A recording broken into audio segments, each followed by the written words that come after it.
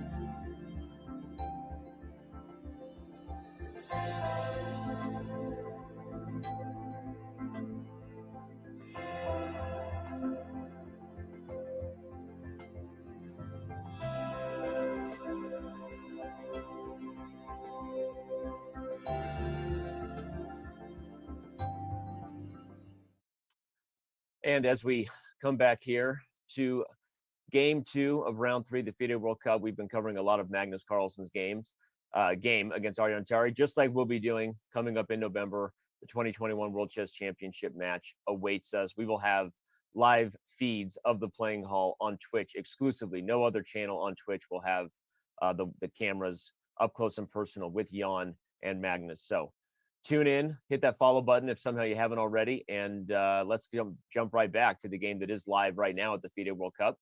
Magnus Carlsen, is this time on-off a sign of things to come? Will he be playing it in the future, or was it just something to avoid whatever prep his younger countrymen came up with? Again, if you're just tuning in, A6 was played by Magnus Carlsen in this game, confirmed the first time in his career playing the Sicilian. And we have this weird line, E5, since we left it, E5 was played, kind of as you predicted. Now knight F6, H6, and bishop E6. So again, very interesting. This is a Sicilian that is not structurally very odd, but the particular move order and the way we got here is not something you see every day. No, indeed not. I think it transposed to some routes there, but definitely not exactly the same position. And I don't think, to be honest, I'm not so sure why White puts his bishop on H4. Right. Because this piece is not something very annoying for Black. And also at some moments, Black tried G5, trying to, fully restrict the activity of this dark square bishop. And then he could create rook b8, queen a5. But yeah, just like how White developed, because you don't have f4 here. You probably need to go f3, g4. Right. I just didn't see any good plans for White in this current position. Yeah. Agreed. It's awkward. It's interesting. H6 itself is not always the best pawn, because if G5 does occur, we have kind of an anchor to blow things open. But like you said, White's position also awkward, and it's not going to be so clear, especially with Black probably accelerating the attack even faster than you get in some Sicilians. So, all right, a lot ahead in this game. We're going to bounce around a little bit more quickly, reading the chat and the tea leaves. Real quick appreciation to everybody, no matter where you're tuning in from. We see you, and a lot of games to look at. I want to jump to the game between two countrymen as well. We've been following two Norwegians closely. Let's go look at two players from India. Vidit Gujrathi, who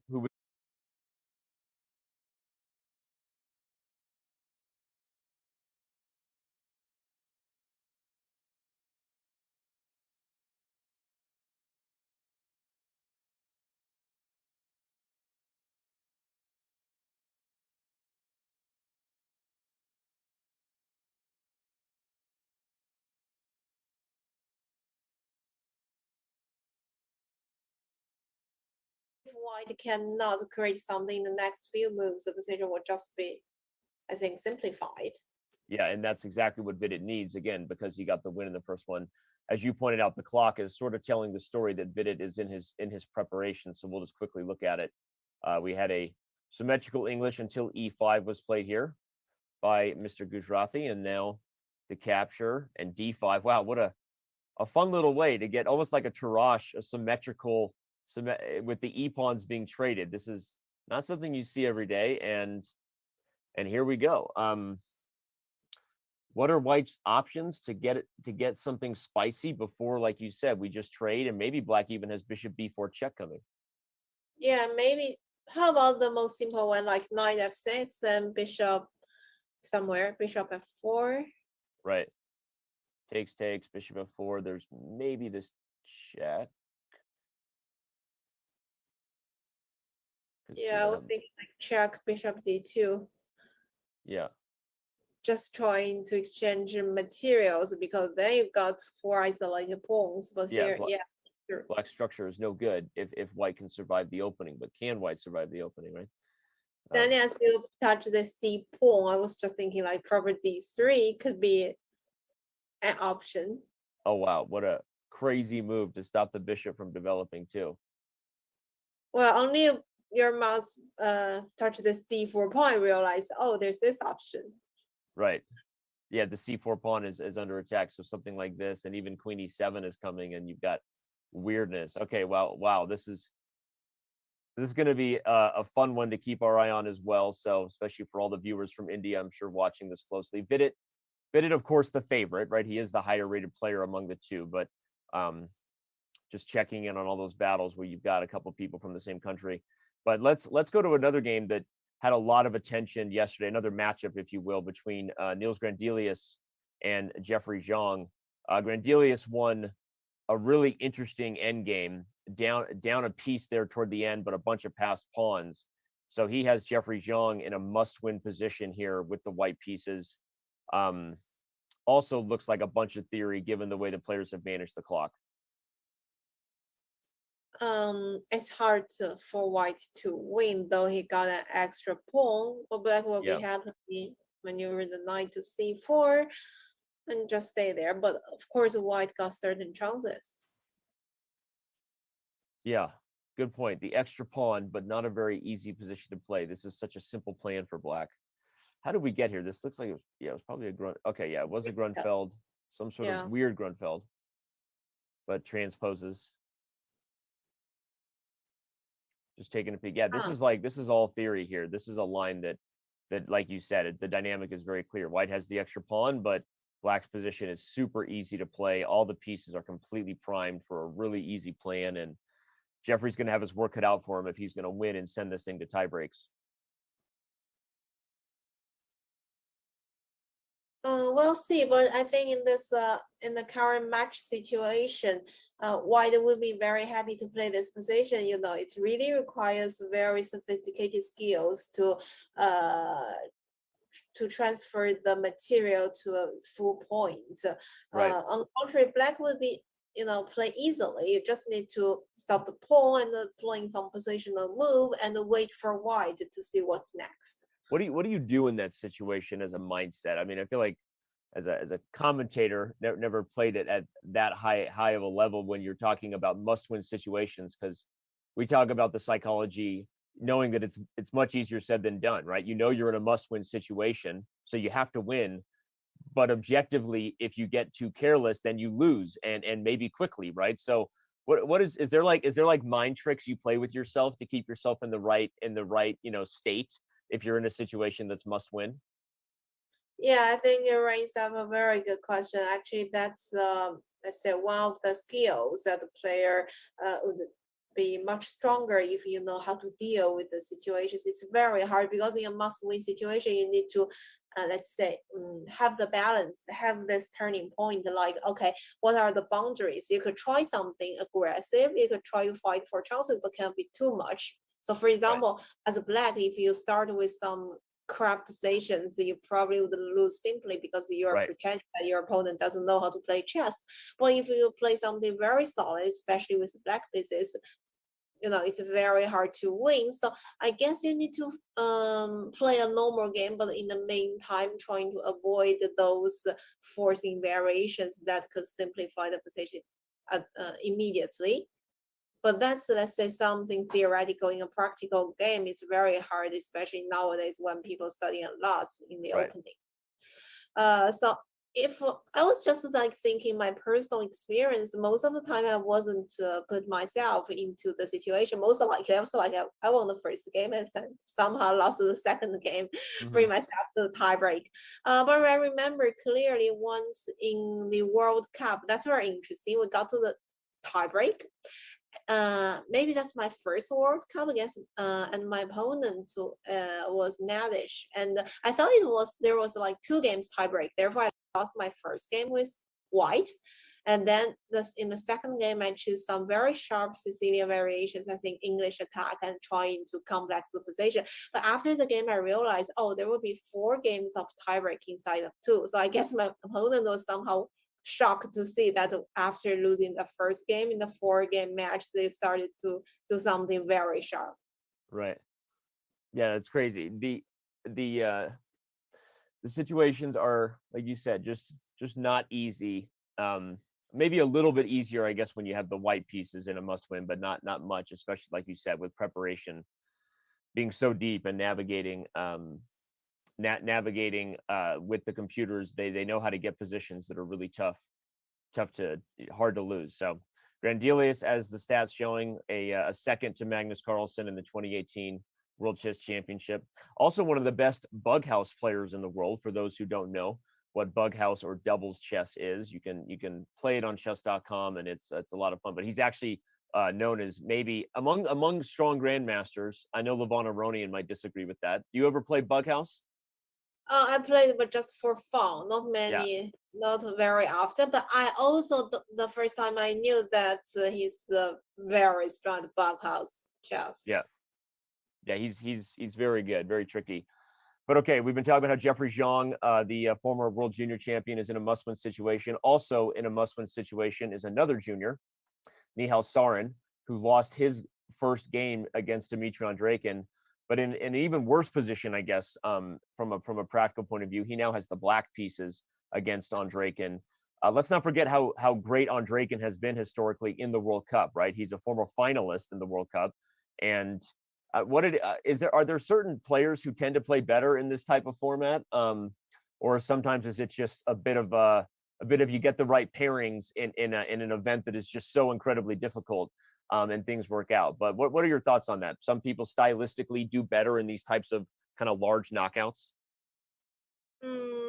Well, I guess in the open section, pairings really matters because Yeah, not me to say that you are in a, let's say, strong, let's say, part or the weaker part because you know all the pairings was arranged in a very fair system, right? But just like the opponents you might face are the one whose style is in your favor or who probably got a better score against you. It's basically about individuals. So that's right, one thing. And the other thing, well, the other, I don't think there are many other points. The other points are just same how to perform well by right. yourself and how to be ready for the tournament with such a tight schedule. But in women's section, I guess that's something different. I guess if you just focus on yourself, trying to be stronger, then probably you could do better because we have, I mean, in the women's section, there are less strong play. I mean, let's say less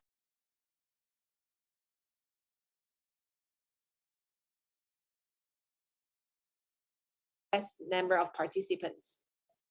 And also the average strengths are not in the same level compared to the open section. No, it makes sense. In a large event like that.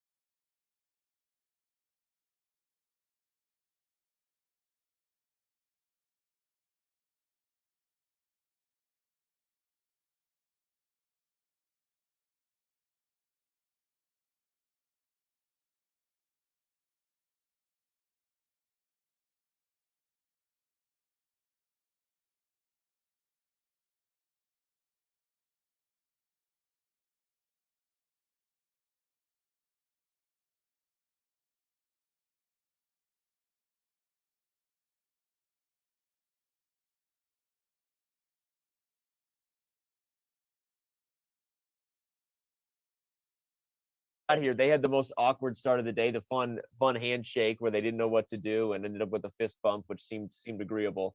So we haven't checked in on this game at all, and it hasn't actually moved along that far, except that Peter Svidler is down almost 40 minutes on the clock here. But his position looks quite promising. Yeah, I like this knight. I also would love to get Queen H5 and Knight G6 checkmate. That sounds fun. Yeah, but there always be Queen E8. But I'm just curious which opening it is. Some Berlin or what? Yeah, let's look real quick. We'll look and see how we got to the live position here. We had a Ruy Lopez, a Berlin specifically. Okay. A mainline Berlin, but yeah, this is a sharp position we have on the board, given that sometimes you see them. Okay, Bishop A4. That was the move, right? The most mainline move here, of course, is to capture C6 and take E5, for those who know their Berlin theory.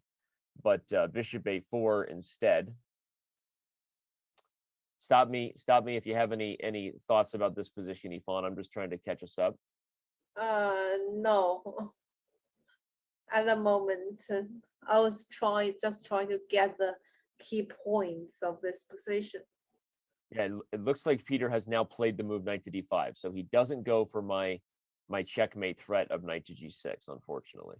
But knight to D5 is on the board, and okay, here we have black is up a pawn here. That doesn't immediately meet the eye because you see black's lack of development, and this D7 pawn is a forgettable one. But black is up a pawn, so white has to prove some sort of pressure with the pieces in the center here. And also he might have planned some moments to go for knight F4. And knight D6, but you also face Queen E8. So darn it, you keep stopping the checkmate. Let me just show it for fun, because I'm like a kid in a candy store. I can't stop it. So knight there, and there's our checkmate. Takes, and Queen H5. This is always fun when you've got things like this on the board. So okay, but like you said, if anything is played on knight F4 like Queen E8, probably black is just fine.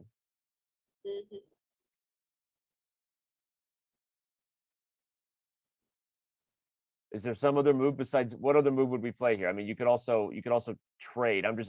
I keep playing B6 because I'm thinking about how to solve the development problem. But what are your thoughts when you're playing the black side of a position like this to just sort of squelch your opponent's initiative and then convert your extra pawn?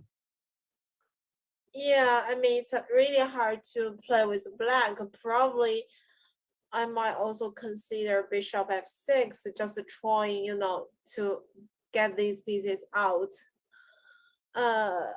Trying to be concrete and force the opponent to make some decisions. But I agree, B6 is a completely different style, and that might work pretty well because also it's unlikely to know what's next from white.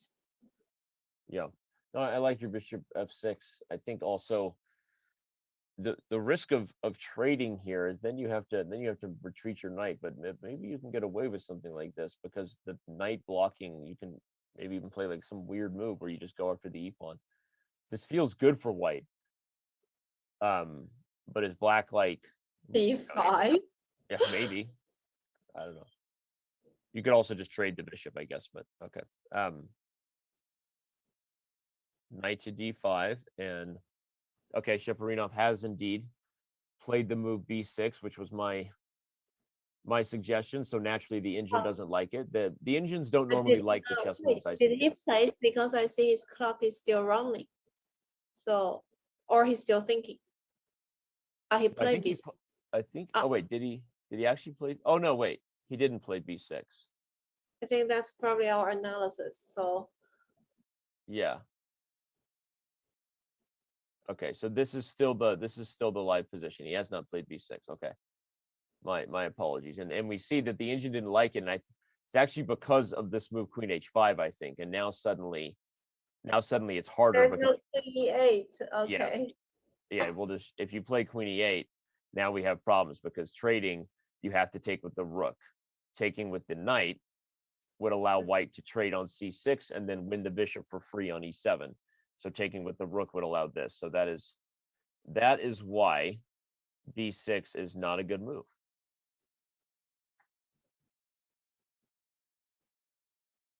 Okay. Many interesting games today. Yeah, a lot of Many interesting games. Positions, right? We've been bouncing around here a lot. We can continue to do so. Maybe check back in at the top of where things start here. Go see what's going on in Magnus Carlsen's game. It's been an interesting one from a preparation standpoint for those just tuning in. Magnus Carlsen playing the Taimanov Sicilian for the first time in his career ever, and now we have a sharp one. Aryan Tari is in a must-win spot with the white pieces because he lost game 1 yesterday. But a5 is an interesting move because he starts with a5, a4, but a bit slow. Yeah, I was anticipating kind of what you were saying initially, just rook b8 and queen a5 as a more. But okay, the problem, whenever you put your pieces in front of your pawns, if you don't get anything, you kind of, like king b1, you lose your chance to create more stuff. So sometimes rushing the pawn to try to pry open more files first is just sort of the simple approach. I guess he's pointing out that Aryan Tari's attack on the king side is not as aggressive as you might normally see in an opposite side castles game, right? He doesn't have the English attack pawn storm coming so quickly. So yeah, probably you could think for g4 here, but you need to let's calculate what happens if g5 then takes on g4.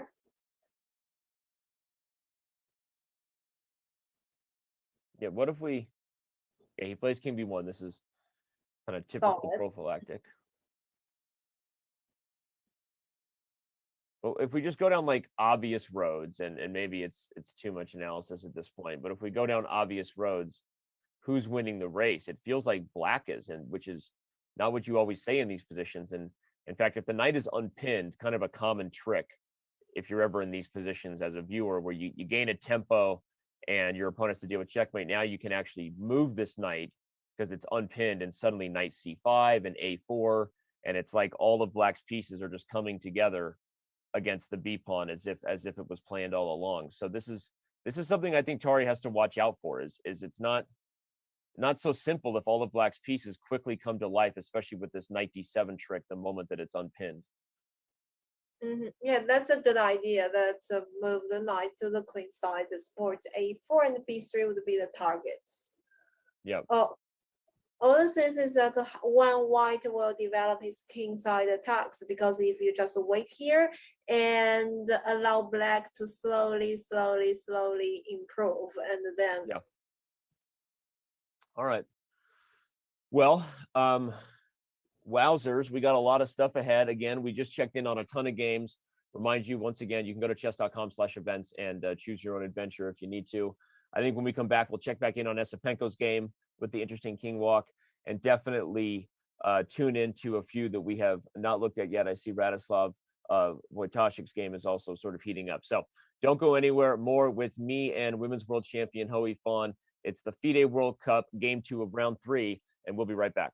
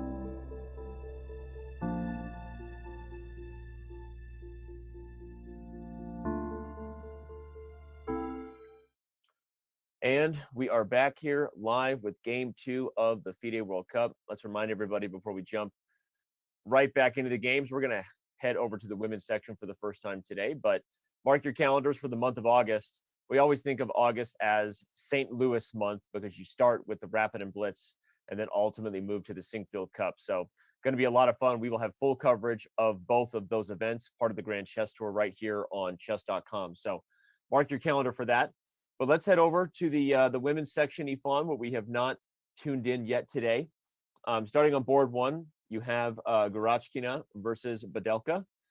A situation, once again, a must win for Olga with the white pieces. Looks like Garachkina is going to make that tough. This is a pretty unclear position, but she's doing fine on the clock and should be about equal with black as long as she handles this direct threat on the c6 pawn right now. Yeah, so yeah, I was just going to say suddenly the board disappeared. Okay, so maybe we have the idea like b5.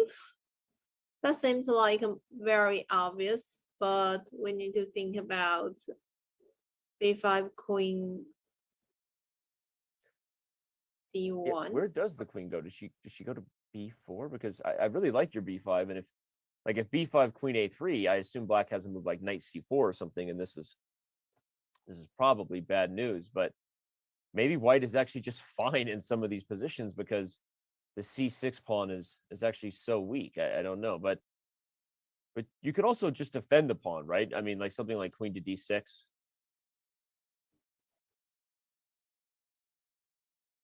What do you think? Yeah.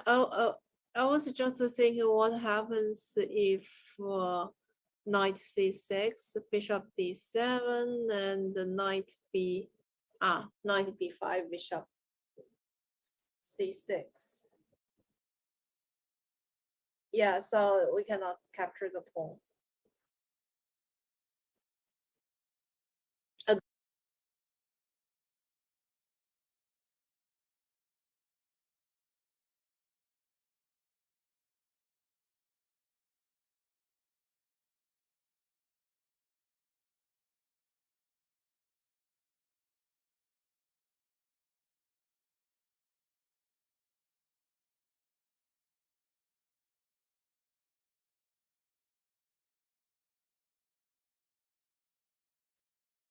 I mean, Badelka does have some pressure here. This is maybe harder than first meets the eye. I thought black should be fine, but c6 is kind of hard to defend. Yeah, the first side we saw black should be okay as there's this a file against the queen and Right. only c6 is weakness, but later we realized this knight on a5 actually badly placed. And we need to deal with b6, c6, e7, like 3 weakness on the same time. And I assume something like b5 just can't be. I assume white could probably just take here. I don't. Yeah. Maybe not, but felt like this endgame should probably get a whole bunch of pawns, but maybe you don't want something like this. You cannot capture e7. Yeah, due to knight because knight d5. Okay, got it. And if the rook bishop f8, so it just got one extra pawn, maybe not enough. So if b5, but I guess it's the same thing you said before. If b5, the queen can just move in a lot of these positions, and you haven't actually solved the problem of this pawn being horrible. Whether it's yeah, you can like, b4 here. Yeah. Yeah. And now knight takes b5 is of course a very strong threat. Okay. Wow. Well, this is. Yeah, black needs to just think about a good plan for at this position. I mean, where to move the queen, whether to push b5 or what's next. So that's actually very important. Okay. Well, Garachkina is maybe right now the strongest active women's player in the world, and she's the highest rated player in the FIDE World Cup. So with having already won the first game, we'll assume she's going to figure this out. We got a lot of other games to look at here in the women's section. Let's just go to board 2, where we've got Stefanova, versus Poganina. Was combining both those words. Natalia Poganina was a longtime contributor on chess.com for many years. For those OGs of our platform, can go back and check out some of her articles from years ago. Poganina's work was always amazing. Here she has the black pieces against Stefanova. They drew the first game, so this match is anyone's to take right now. Neither player is in a must-win situation. And Well, it feels like a very unusual start. So white's knight on e2, queen on d3 is not very often to see in this type of games, right? Yeah. Normally, we can assume like Scotch, where you got the knight on d4 and maybe queen on d2, bishop on e3, then you do f3, g4. But here, it's different. But on the other hand, black got also spent some tempos for bishop e7, okay, the bishop f8. I think the key point here is whether white is on time to push g pawn Right. to g5 and trying to start with the kingside attack quickly. And for black, the main thing is whether he can do d5 or b5 before on time before your pieces were kind of kicked back. Yeah, it's I wonder what was the opening of this. Looks like I mean, we get positions almost like this in some lines of the Petrov, but this is okay. So it actually was a Petrov. Oh no, it wasn't. It was knight c3. Sorry, Before. knight c. This is not your standard opening every day, and breaking some principles for beginners there, bringing the queen out early. But yeah, We shouldn't forget Stefano is not an e4 player at all. I'm not sure for her reason to play, but in general, not, right? interesting.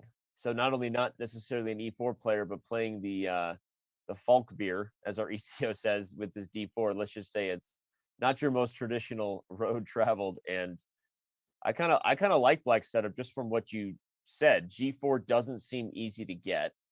Although, okay, Or what if you just maybe, play? What if you just yeah, play h3? yeah. So how about b5 here? Can he do Just b5? go Can for she it. do Sack the b5? pawn. If takes, then bishop d7. I love that. Here comes rook to b8. E4 is also under fire right now with the queen having moved. This is gonna be a wild one for sure. Poganina is a dragon player as black. I can say that, so she might not mind a position like this where she's sacrificed a pawn and going to be all in with an attack. So this could be a sharp one. We'll see how it develops and come back to it. A lot of other games rolling. I'm gonna jump ahead to the game between Yip and Zagnidze, Nana Zagnidze. Carissa And Yip, one Nana of is the in a must-win situation. sorry, what? I mean, Nana is in a must-win situation. Yep. And with the black pieces, although this might be all that she could ask for. What a sharp position. Sometimes when you see people go all in with these kind of crazy lines and they're the ones who only need a draw, you get a little skeptical in terms of the approach. I mean, I'm not just saying that because it looks sharp and maybe black has a chance to take e4, but what are your thoughts on that? Do you vary your repertoire based? I mean, I said earlier I asked you earlier how tough it is to be in a must-win situation when you're the one who's lost. But also, what about when you're the one who's won? Right? If you only need a draw, is that also a psychological trap? Right? Do you want to just play your sharp openings like Carissa has played here, or is that something you try to avoid if you don't have to be all in for the win? Well, it depends. I think if you think too much about the result and suddenly become, like a different person, you started to look crazily look for the drawing line, that might be a bad signal. Right. Because when you really hope some results and you found everything are unclear and you spend a lot of time, you play too passive. So the recommendation, just be yourself and doing the normal moves. And when you see some forcing noise, go for that. I think that's the same. And if you're in a worse situation, then you try to avoid that, I guess. And for the position, the game we look at, I've heard that Carissa is a tactical player, so I Yeah, guess she is. her, yeah, I guess her choice is really making sense, because if we suddenly thought that she should play something very solid, stable, especially against the Sicilian, that's hard, right? And Right. this position, I think it's really double-edged. The question is whether black can take on e4. If not, then white would be super heavy exchange on f6, controlling d5, I guess almost winning. So the possibility would be knight ce4, because otherwise bishop d5. But what Yeah. happens knight ce4? We need some calculation, right? Yeah. It looks. So just again to highlight what Yvonne was just saying, knight takes e4 is not only maybe the best move for black, it may almost be the only move, right? Because if you're not all in on this, any other move, white is eliminating this knight and then immediately filling the d5 square, probably with bishop d5, and it's just fantastic. So I think more than likely we will see Zagnidze play knight c takes e4 as kind of the only move. Note that knight takes e4 runs into bishop d5 right away, and there is no intermezzo attacking the queen because white takes with check. So knight c takes e4 is probably the only move, and then the question is, what does Carissa play here? Maybe bishop f6. And then knight c3. Sorry, I missed that. Knight e5, queen h1.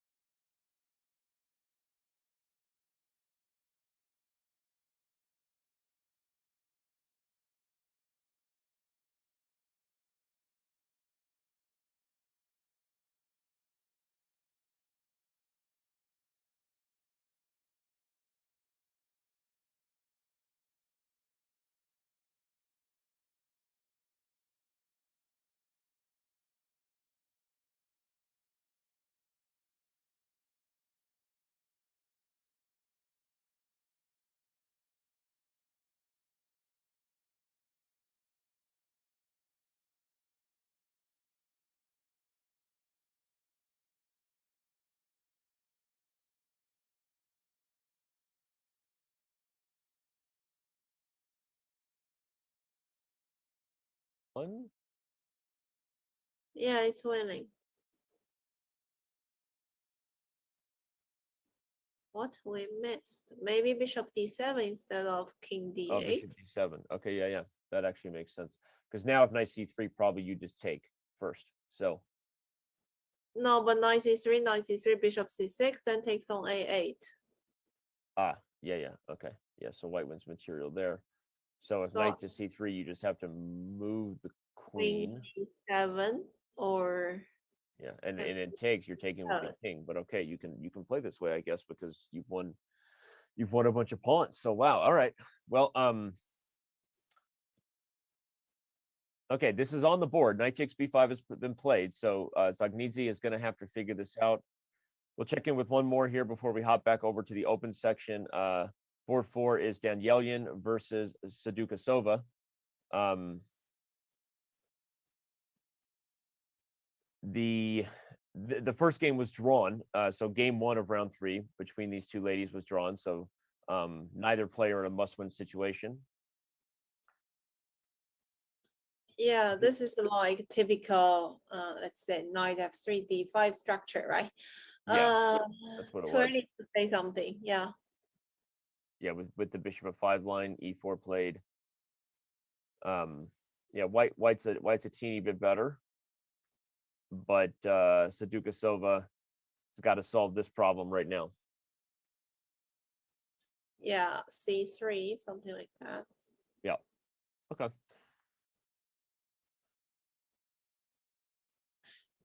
In the camera, we have the game of Magnus versus Mungatua, right? We probably missed that one. That should be on board too. Which one was that?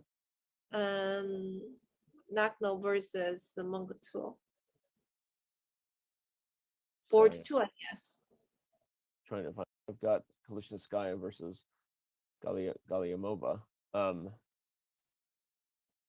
White in a must-win situation, but yeah, I think White got some strategy, trying some unusual setups. Yeah. Hope for a real game, but we'll see what happens next. Okay. All right. Well, lots of games still going. I don't think we've had any results in the books. So for those of you jumping on late, good for you. We still have a lot of chess ahead, and we're gonna pop back over to the open section real quick. We see right where we left off on the top board. Magnus Carlsen just plays bishop e7, and Aryan seems to have dealt with the worst set of tempi, and rather than Magnus playing knight d7, he decides to just settle on developing the bishop. Knight d7 was one of our ideas to bring the knight to c5 that we were looking at with a4. But now after bishop e7, Aryan's move, and how do you handle this? Do you go in for your English attack, or maybe you move the knight, try to offer a queen trade, another positional idea? You highlighted that earlier in the show, that knight a4 and c4 is a very common kind of positional way to squeeze the queen side on the white side of these Taimanums, especially now that e4 is protected. But what are your thoughts on how Aryan should play this quickly before we find another one? Well, I think it's unlikely to happen here because black is ready for d5. If he play knight a4, maybe he'll push immediately. So Yeah. to make sure that you get the full control, not like allowing the breakthrough. It's possible, but I don't think it really suits the current situation where white needs a win. Because even if you enter into the end game, you play c4 successfully, it still looks equal. That black could even play some g5, then knight d7, then maintain the center. Yeah, it makes sense. We've actually had another couple moves played quickly already. We have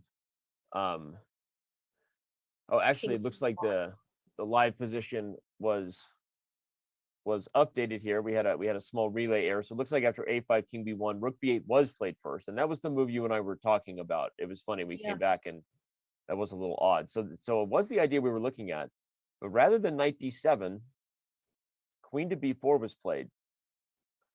I kind of like the knight d7 idea, but like you said, white is in a tough spot because even if you get knight a4 and c4, while that is a grip, it's not exactly a position that Aryan Tari can play for a win. And remember, Magnus won game 1. So yeah. Okay. Where to go from here?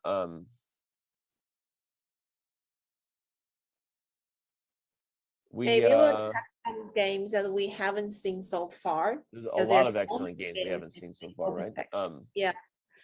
I just brought up the game here between Matlikov and Wojtaszek because I saw there was a rook on c7 and I thought it was hanging, and then I realized that white is currently up a rook, so no, that must have been traded. Yeah, some So symmetric. probably just took a rook there. Yeah, indeed. All right, so I spied the position. It was like, why is there a rook hanging on c7? But there we go. It's roughly equal. White having a small edge with this nice centered knight in the middle of the board. But d4 is a weakness. So we'll see. White probably hoping for future f5, like bishop h3 or d3 f5, but black can simply play g6. Uh-huh. Yeah, simple. Thinking black should be okay. Which is just reasonable for both players. Again, we've been looking at a lot of games with must-win scenarios. This is one of the few in the open section we've checked on this morning where a draw just heads to tie breaks. Neither player won game one. So Matlikov okay with the white pieces. Did you maybe just squeeze a small edge? If he gets something, then great. If not, then they'll head to tie breaks. Not sure which of these two would be the better in the rapid time controls, but maybe we'll find out. Yeah, we'll see. Let's look at Daniil Dubov's game. Sorry. Haven't looked at him today. He did win his first game, so Malikov is in a must-win situation with the white pieces, and Dubov is on the clock after a5. Knight c4, knight d5. Daniil looks so young still. I feel like every time I see him, he still looks 12, and I mean that as a compliment. He just doesn't look like he's getting any older, and that's an unexpected point to approach the game. I was expecting something related to chess, and suddenly then you said, okay, it looks so young. But yeah, when looking at the camera, yeah, agree. He does. He just, and he kind of like his body language too is just sort of I don't know. He just looks young. Maybe it pays to be Magnus Carlsen second. You get to tap into the fountain of youth and stay young forever. So wow, but he's like 20 something, right? yeah, he is. I don't know his age off the top of my head, but he is not 12. I can confirm.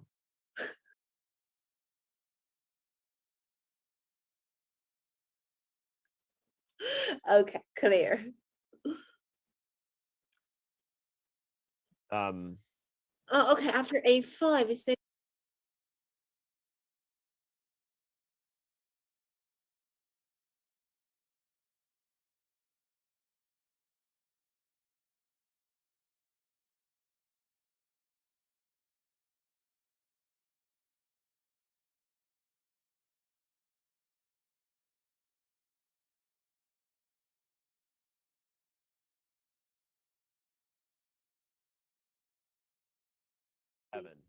yeah.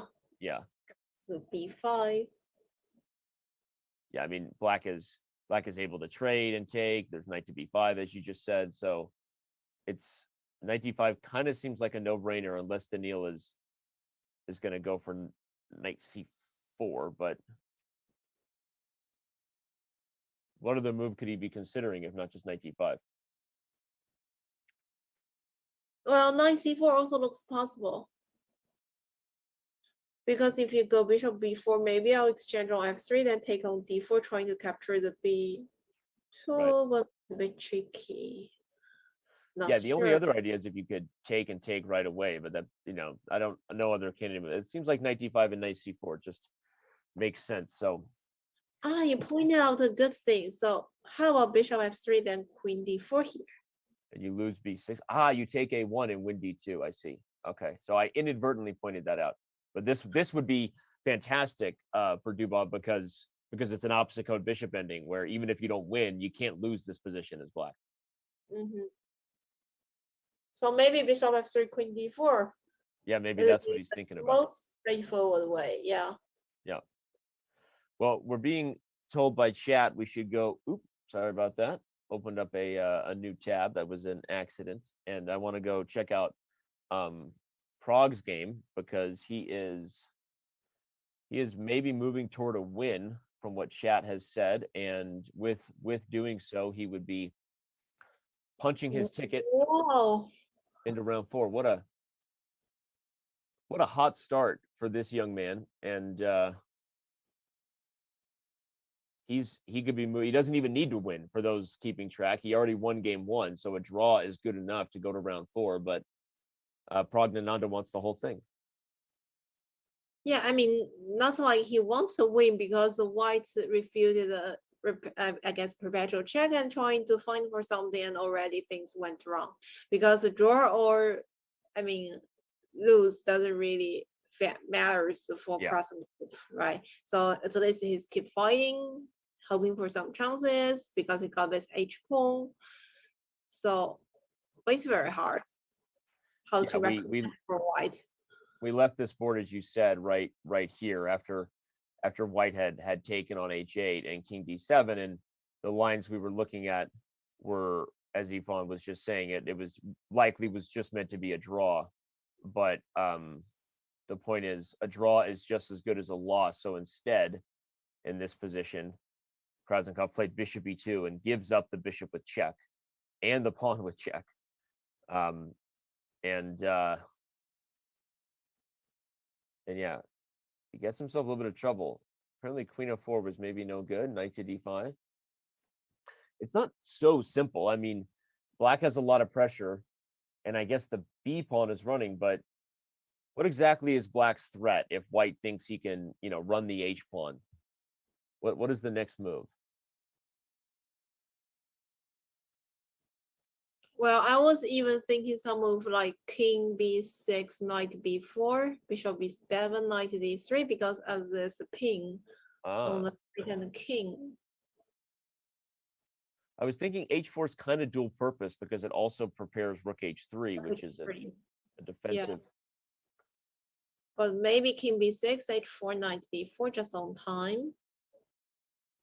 Knight b4 right away, and you're Yeah. threatening knight to c2 or bishop b7, actually, maybe. Or knight to d3 check. You're actually threatening all of them.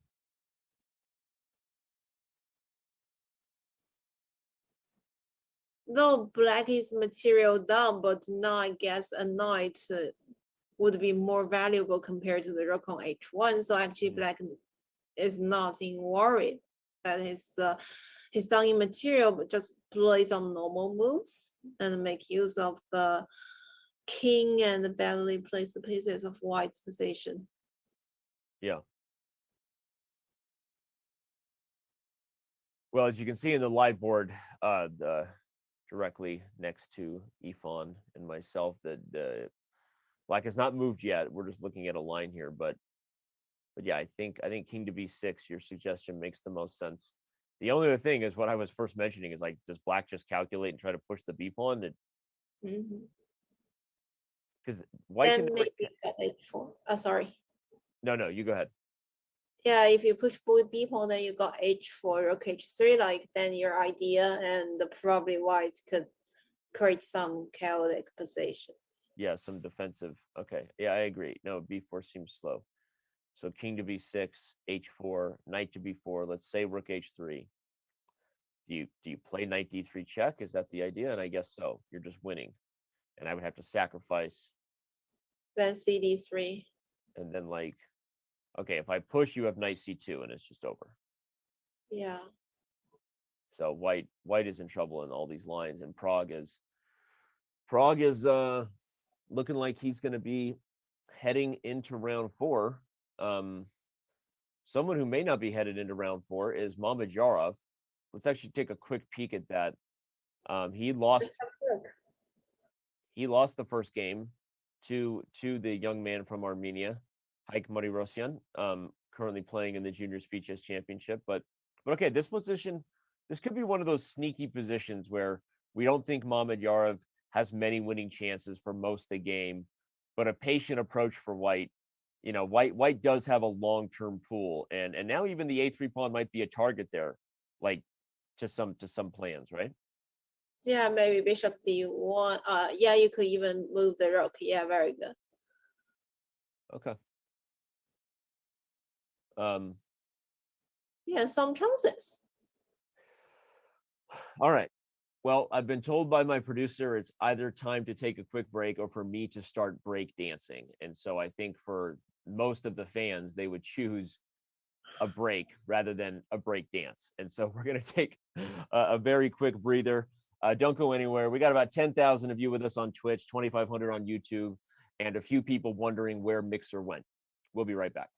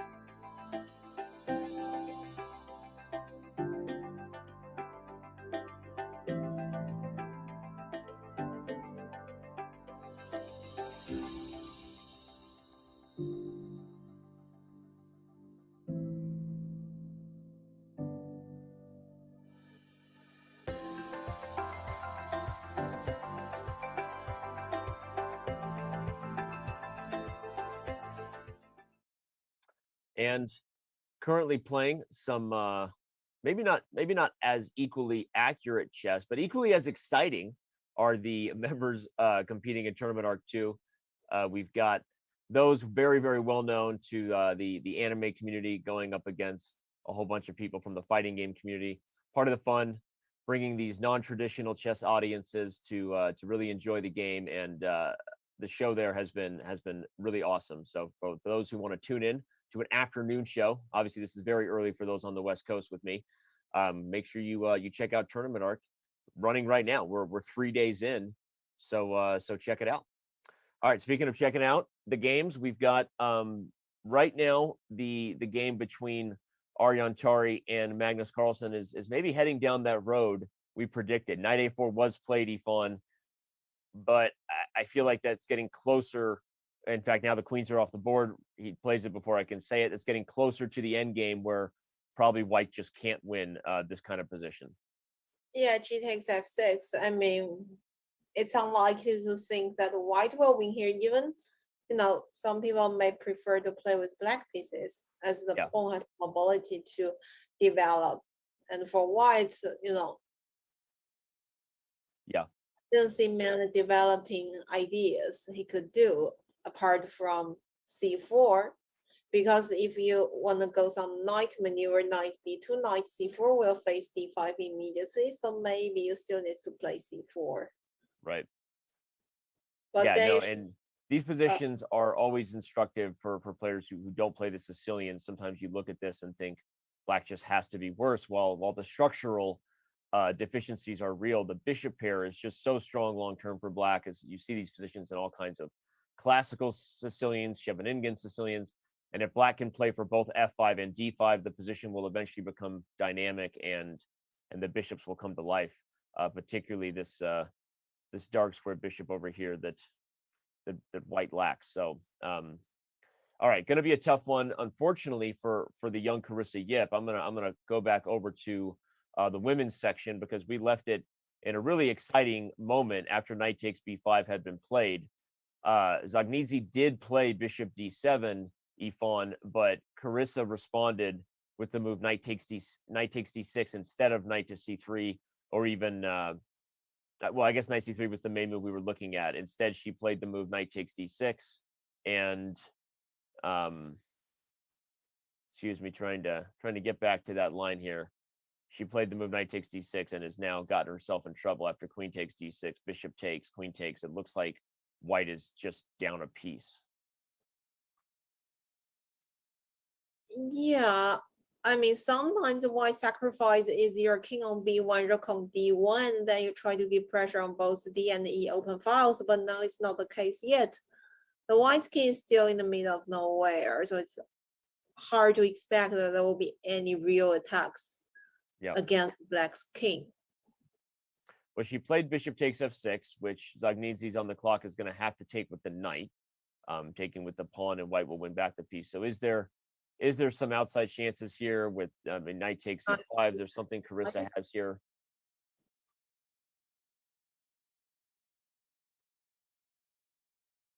Yeah, but maybe queen b5.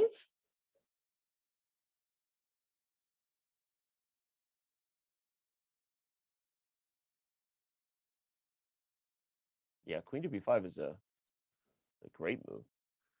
Because otherwise if you go b7, she can do long castle, and if you go e7, the same thing. So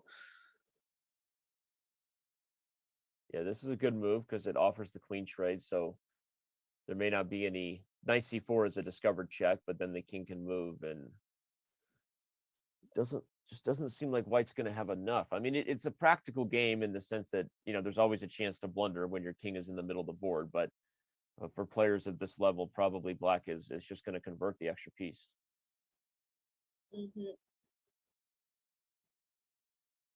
Yeah, the next few moves will be decisive. If black successfully move the king to the safer area, then the game is almost over. But right, I mean, now it's still like few moves away from that point, so we'll see. Okay. Well, let's head back over to the open section. We just wanted to check on that because we had been diving into the tactics there. Okay, Tari has played the move g4, which makes a lot of sense, trying to keep the king side crippled. Your best chance at winning is a long-term positional grind if you're white. I want to head over to Esipenko's game, though. It was a game that was super spicy and exciting when it first meets the eye. We ended up diving in and seeing it was actually very much theory for a long time. Let's give everyone a quick recap, because all the way to this position here, on move 16, we were still in theory. Esipenko played the move h4, which was the first novelty on the board, and queen to b6 was played, trying to get c5 discovered check. Queen a3, c5 check, king g3, castles, and now the move rook to d1. You highlighted that, one of the things about this position is when you look at this, you see white's king in the center, but all the long-term features favor white, right? As long as white can solve the king, you've got the d7 pawn that's weak, you've got the d6 square that's weak, and that's kind of where the game heads, with white getting the rook on d1, starting to maybe favor white a little bit, right? Mm-hmm. Yeah, I think in general it's very hard to play with black pieces. Yeah, bishop e2 is played. Makes you wonder, can black somehow break open the position with d5 or anything to change the structure? But yeah, but then you're not on time. If you can exchange and bring the knight to d4, yeah, you'll be comfortable, but not this position, because then exchange rook d1, maybe already knight d3 first. Yeah, or queen 3, just too many weakness before your pieces go into the right place. Right. Yeah. Okay. So instead, rook to b8 played, poking at b2, rook d2 to respond. Here comes the knight to the d4 square, as you said. But then rook to d6, and after queen b4, what is going on here?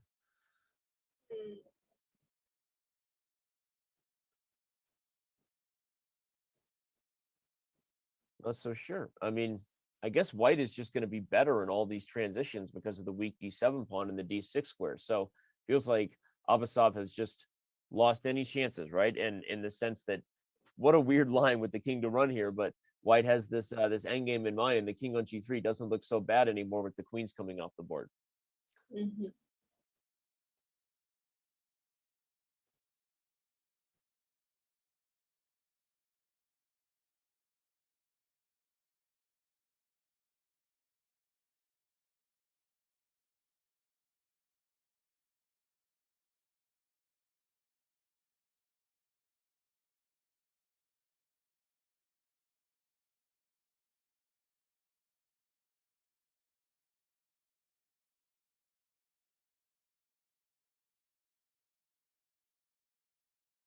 Seems like white has multi options.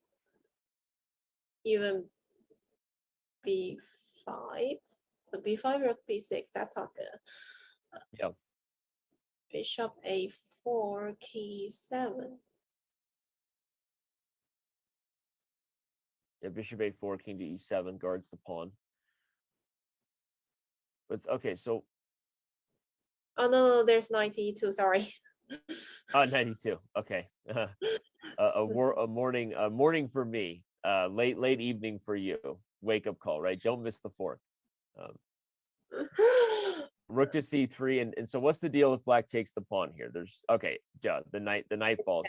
So taking once is fine, but now you'd have to deal with the knight, and taking is instantly regrettable. So yeah, it's just hard for black, and I guess that means this is a clear threat, right? Because taking undermines the protection of the knight, and black's only advantage is disappearing. Mm-hmm. Esipenko looking like he might be in a good spot to move on. I posed the question earlier: who will be the youngest competitor left at some point? You still have Pragdananda, who I believe is right there. Esipenko, one of the other very young participants, made a name for himself earlier this year, beating Magnus Carlsen and Tata Steel. Exciting to see how far these young players can go in events like this. Yeah, definitely. So maybe we'll look at some Any other games to shout out? games we haven't looked so far, because I feel like there's still some games that we haven't checked yet. For sure.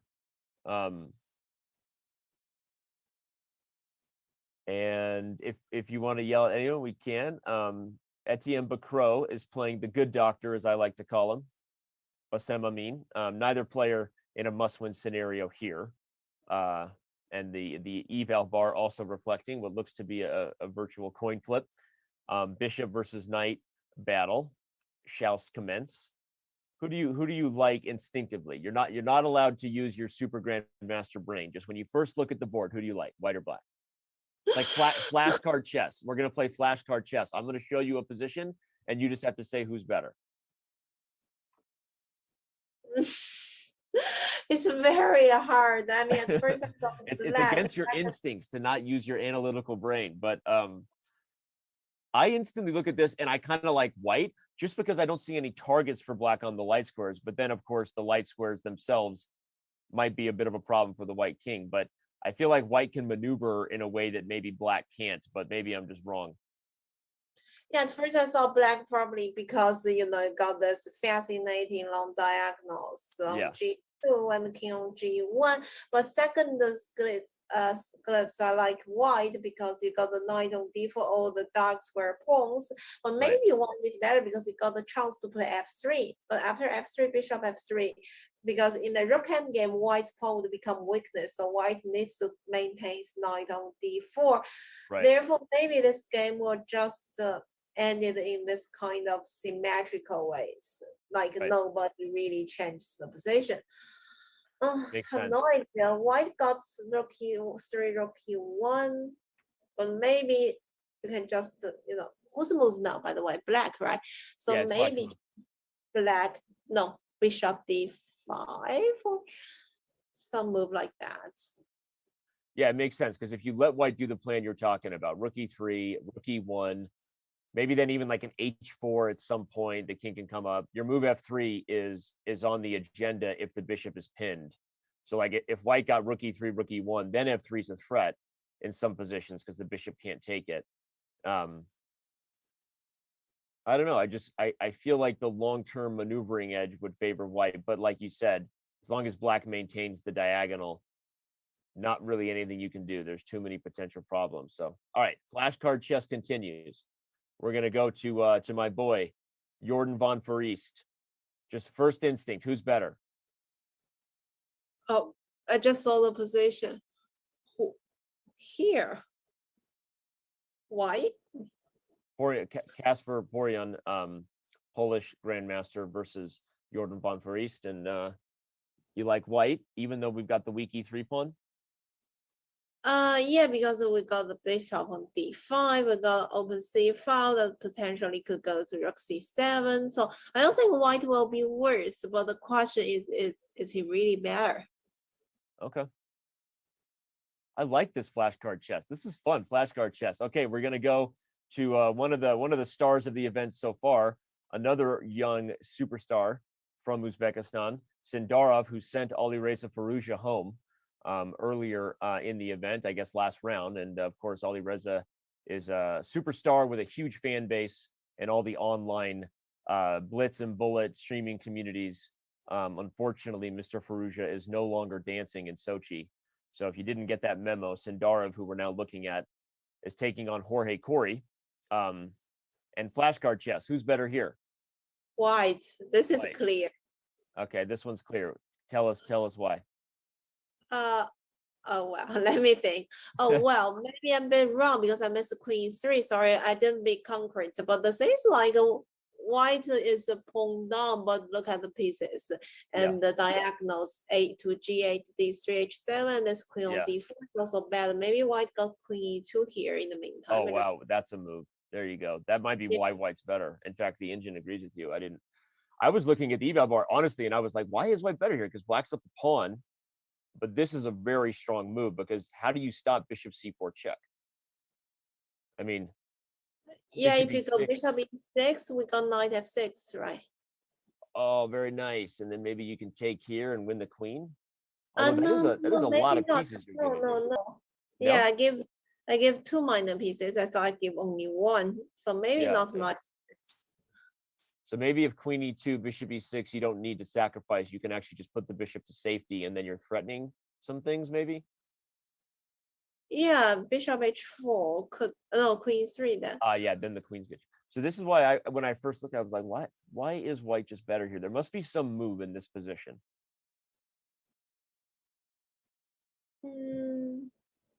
But just feels like there are different tries. But okay, let's be concrete.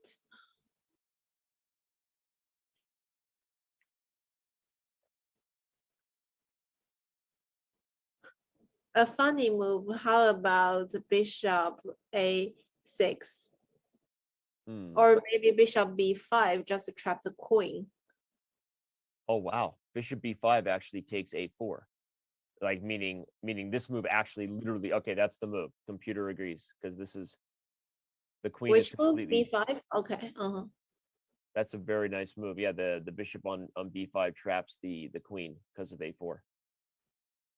So takes, bishop takes, and this is actually kind of interesting, right? It's not, I mean, just saying, like, this isn't like over yet necessarily, even though white's better.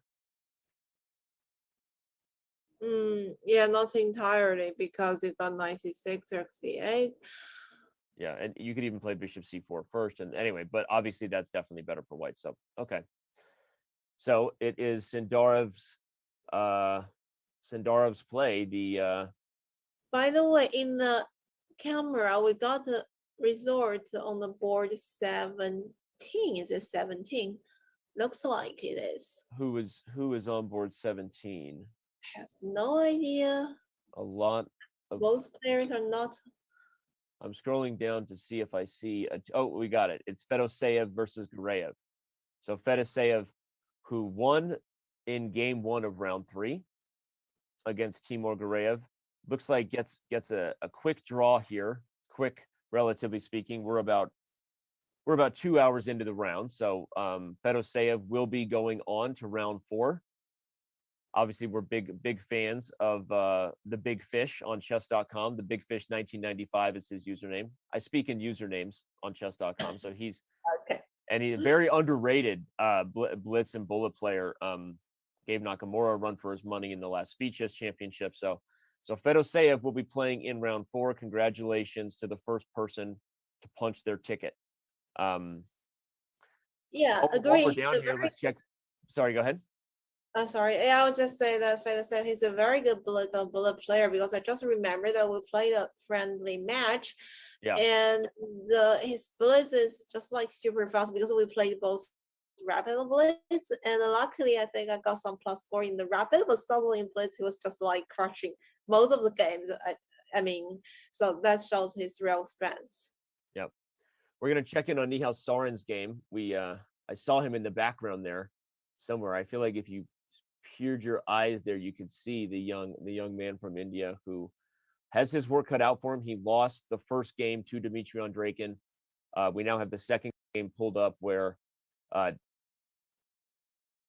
yeah, it's a rook ending where, to be honest, probably only white has very, very minor winning chances, just because.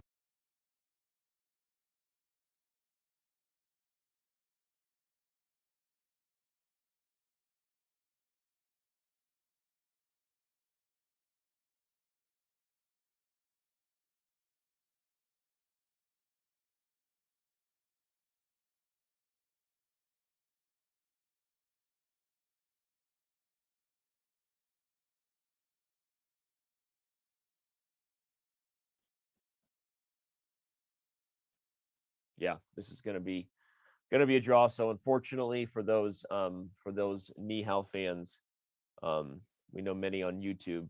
We see you over there. I don't think that it's gonna continue for Mr. Sarin after this event. The battle between two players from India, we also looked at earlier, Vidit Gujrathi versus Adiban Bhaskaran. Back to this one here. Flashcard chess continues. Who's better, Ifan? White. White. Okay. And why is that? Well, different color bishop, we know there might be potential attacking chances. It just feels like this bishop on d3 could be the hope of the game. But yeah, it depends on whether black is on time to push rook c1 and f5 e4. If it's not, then white goes on queen c2. You know, maybe white could be sorry. Oh wait, white is a pawn down. I just realized that. Well, maybe not that important. But or It's one of those funny positions where if you could put the queen on f5 or something, white is like extremely better, right? Because the nature of these opposite code bishop battles are that whoever gets pressure on their color complex first is really in control over the initiative. But so the strategic factors in the position are not as relevant as the dynamic factors because the queen is not where she needs to be. If you could put the queen on h5 or g4 or f5, then you really like white's position, right? But you can't quite do that. yeah, but it's still because white got time. If we can stop f5 e4, we can slowly maneuver because black's bishop is really badly placed. I think black will be fine if we do not have the d4 pawn because then bishop could go to d4. Probably that would be less problem, but now this bishop is inactive. So that's the reason why I said the first time maybe white is pretty happy to get this position. I like it. But I love when sorry, go ahead. I was gonna say I love when the flashcard chess disagrees with the computer engine because you really do like white, and I agree with you because dynamically black is up a pawn, but that material not really as relevant as where this could go on the light squares. So sorry, what were you gonna say? No, I just said maybe black got some e4 d3 idea. Not sure if that would be real in this position, but I was just trying to activate this bishop on b6. Yeah, it is black to play. So you said f5. Like I can't play this obviously because the trade and then you win the pawn. But yeah, rook c1 first. I was trying to mention. Yeah, like rook c1 takes and then f5, which just seems crazy. But here comes e4. Yeah.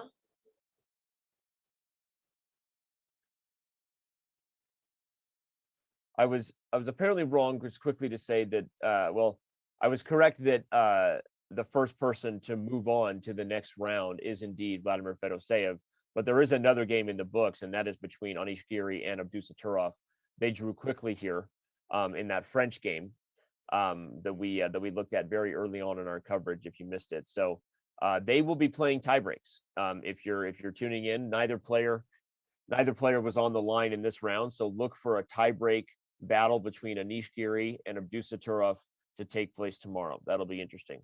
Okay, another game we haven't looked at yet at all is Samuel Sevian, the American, versus the top player from Poland, Jan Krzysztof Duda. Taking a look at this one, neither player is fighting for their life necessarily, but it does look like Jan Krzysztof has an advantage. Mm-hmm. Yeah, some typical let's say d4 named end game, right? Black got this c5 and double f pawn, but on the other hand, the white's a3 and b3 also weakened. Yep. With accurate play, black could survive here, but yeah, a bit careful. So what are the pieces you want here? I mean, if the bishop trade is being offered, but I would think the bishop trade probably favors white just because it makes it easier to use this square and slowly maneuver, but maybe not if it brings the rook into a position where these pawns are being targeted. That's kind of black saying, okay, even if you want to trade the bishops, you have to improve my rook in the process. Yeah, agree. I think to trade off the bishop is trying to give the a6 square for the rook, as we mentioned before. A3 and b3 pawn should be the target for black, trying to balance the position, right? Because then this d2 knight was kind of restricted here. Right. So that's the reason for bishop a6, because you do not need your bishop somewhere else. If on the b7, this diagonal, white simply can go f3, things like that, and this bishop will be doing nothing there. Right. So exchange shouldn't be, I mean, worse for black at least. Okay. Well, like you said, with best play, Sam should be fine, and we likely will have tie breaks. Another battle we checked on earlier was Ivan Cheparinov defending that initiative against Peter Spidler, and it was fun because earlier in the day when we first started, the first people on camera were engaging in an awkward handshake. Here's a recap of that. Wait, let's go again. Let's do it again. Like what? Jit. I love. Okay, that's gonna be. You know how many times that has probably happened around the world in the last year? Like that exact moment. It's happened to me more than a few times where like you go to shake someone's hand, or you want to pound it to avoid the germs, and then what do you think about that? No. I never thought about this kind of question before. Okay. Anyway, so that was a funny moment we caught on camera, and I would bet that awkward situation, the awkward post-pandemic handshake, as we'll call it. All right, but this position not so awkward, and given that they drew the first game, I think we might be headed to tie breaks. Peter Spidler won the pawn back, but now we're headed for an equal end game, right? Yeah, just drawish. Yeah, the position we left it on was right here for those just tuning in.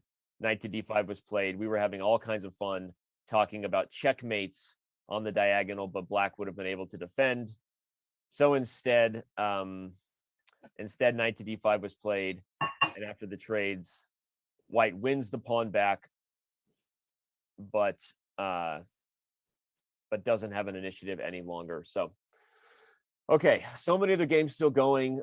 We haven't looked at Alexei Shirov's game. We haven't looked at Sam Shanklin's game versus Arashenko, Karyakin and Gregorio Parin. A lot of games that we have not tuned into yet. Up ahead when we come back, and of course, we'll stay tuned to the top games we've been following from the start. So, Chess.com's coverage of the FIDE World Cup here with Women's World Champion Hoey Fawn continues in just a few moments. Don't go anywhere.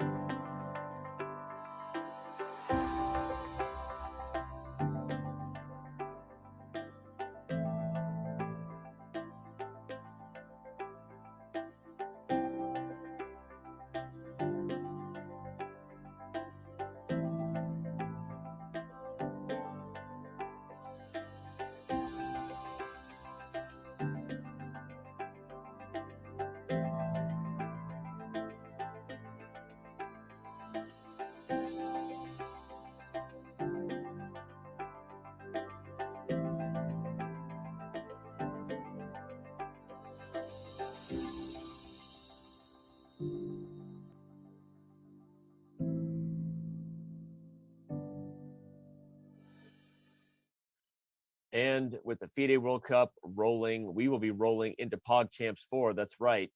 Get hyped. It was announced. The dates will be August 29th through September 12th with our presenting sponsor, Coinbase. Ludwig will be back. Mr. Beast will be back. Some other brand new faces. And it's going to be super pumped. I guess I just revealed a couple of the players, but we've got more on that coming soon. Of course, all your favorite commentators and coaches. It's going to be epic. PogChamps.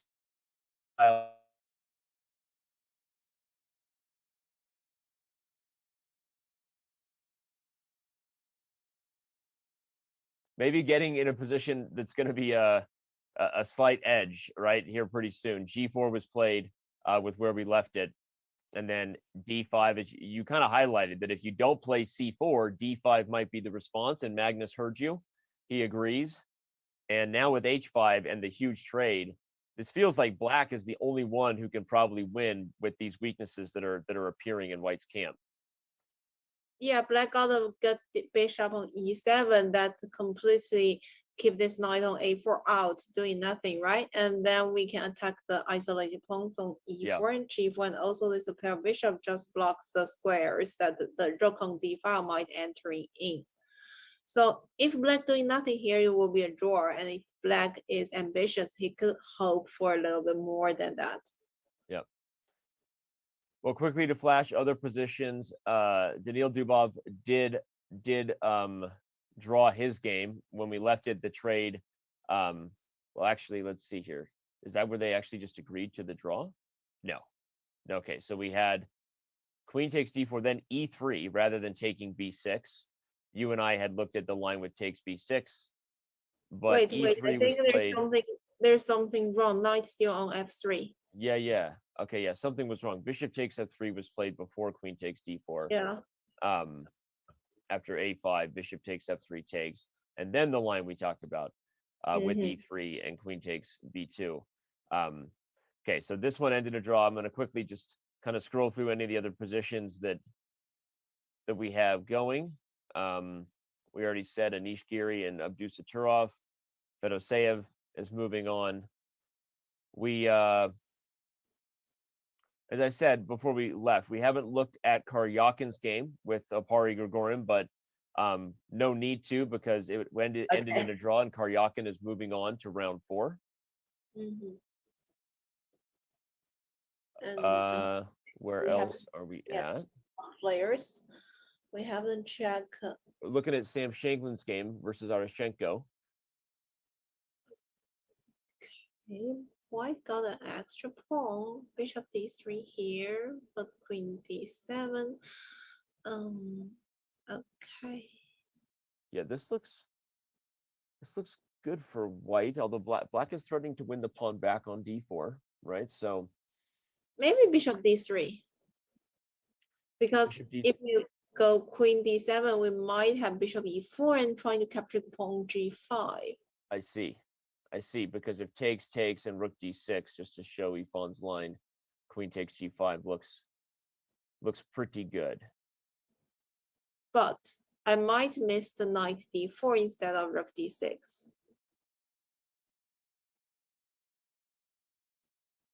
Yeah, after knight d4, fe4, knight d, or even knight d4 here, yeah. Yeah, no, and the point is takes, right?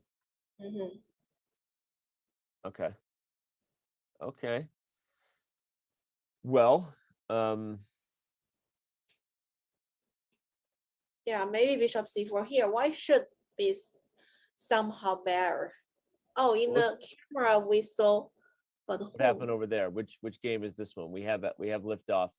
I have no idea. Looks like I cannot recognize. No, it's. I think that was Nihal Sarin, maybe. Yeah, it's Nihal. Nihal has drawn his game, and unfortunately, that means that one of the top players from India will be headed home. The young man lost his first game to Dmitry Andreikin, and so with that draw, Nihal Sarin is no longer dancing in Sochi. What does the red dot mean? Does that mean you're eliminated? Red dot. They put like a red dot on Nihal Sarin's name badge there. No idea. It was interesting. I don't know. In the camera, we saw, I think it's Gristrok who's walking. Maybe we should check his game. We haven't. Yeah, that's another game we haven't looked at. Good call. Going to take a look at Alexander Grishik's game. We will find He it won again. first game, so I guess today wouldn't be a very hard day for him. Yeah, he does have the black pieces, but because he won the first game, it's put Alan Pichot in a tough spot. Yeah, it's still like early middle game, but both players spend a lot of time. It's Grishik, so he's the punchline of time pressure, right? But here, just one interesting move. How about? I mean, it wouldn't work, but how about G4?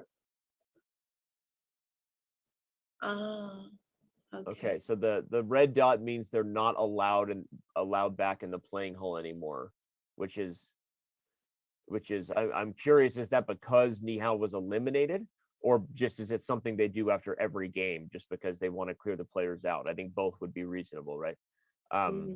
Yeah. So good to know there. Fun info, and thank you for that. Yeah, by the way, this position got an interesting line. If G4, bishop D7, G5, bishop C6. Oh yeah, that's a piece. Let's look at that. G4, bishop D7, G5. The bishop is trapped.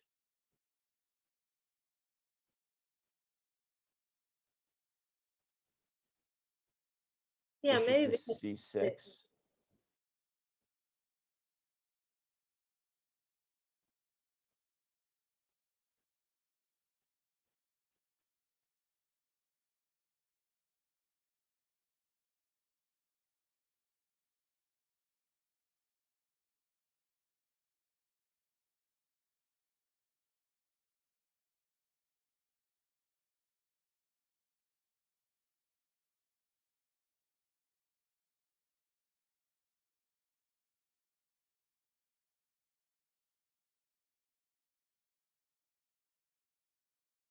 To expect the result of this game, but most likely Grishik will be fine.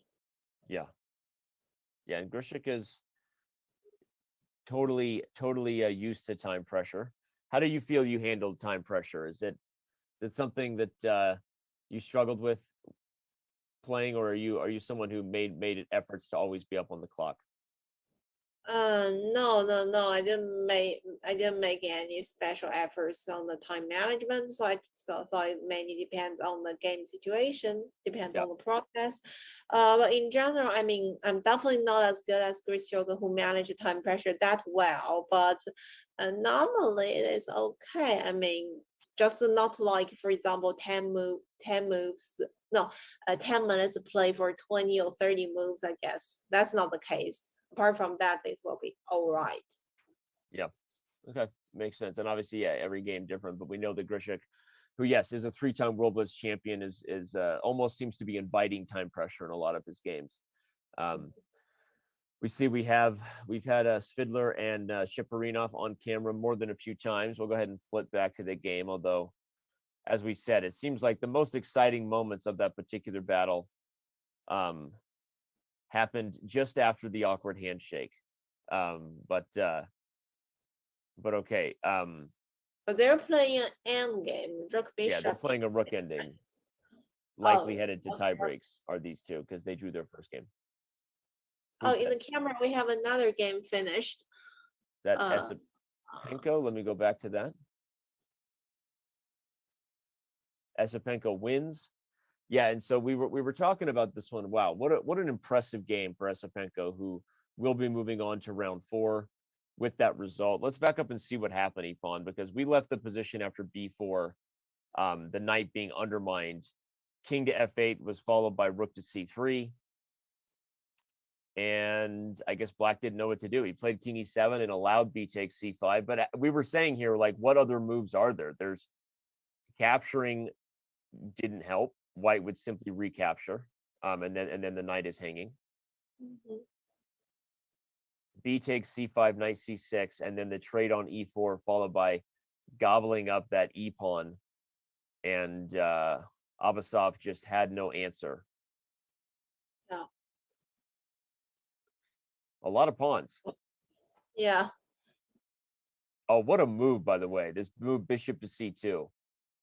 Typical move to cut off the knight. Great move, cutting off the rook's protection of the knight. The knight is not often you see a knight trapped on d2, an enemy knight trapped on d2. And was that it? The bishop c2, and he just resigned. Yeah. I guess the No threat point is. to continue. Sorry, what?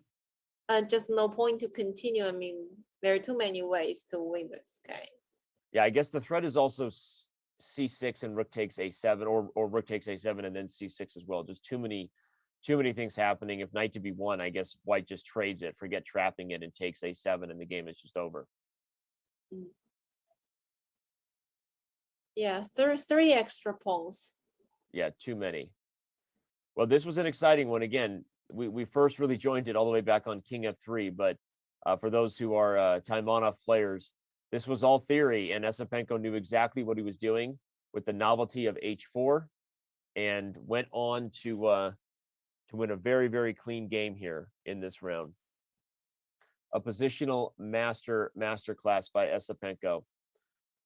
As my buddy just texted me. Yeah, it's a great game. All right. Yeah. Well, where else do we want to go? Check some games. Check some new games we haven't seen so far. Maybe from the top boards. Okay. So we checked Magnus. We checked Fabiano. We checked. We haven't checked Fabiano in a while. Oh yeah, we have a look. Sure. Yeah, let me search his game. So I just realized the list that you saw is not like according to the ratings. Yeah, there's a lot of games still going. It'll get easier to follow the World Cup as we get to the later rounds, but so we haven't looked at this game for some time. We left it in the opening, and still kind of unclear, but I probably am suffering from Fabiano bias-itis here, and just that I like White's position.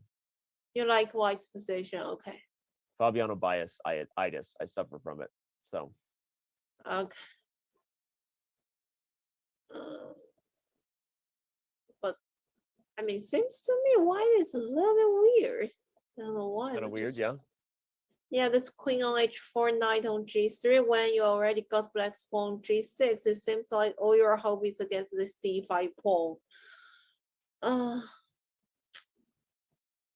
So you're saying that with black's position kind of being ideal defensively, these knights are a little bit awkwardly placed. Mm-hmm. Okay. Like I said, it's probably just Fabiano bias. But so the d5 pawn's a target. The b pawn is blockaded by the bishop on b3. But maybe there's just like a plan like bishop a6 to c4. Maybe black is doing totally fine here. Yeah, bishop a6 seems like a good move because white is something like this. Yeah, because white is not. Wait, he played bishop a6. Yeah. Okay. Yeah, it looks like that. Full camera shot there. Jumabayev on the black side, known as Jumbo here on chess.com, versus Fabiano. Probably will respond with rook f2. We haven't actually seen bishop a6 yet on the board, apparently.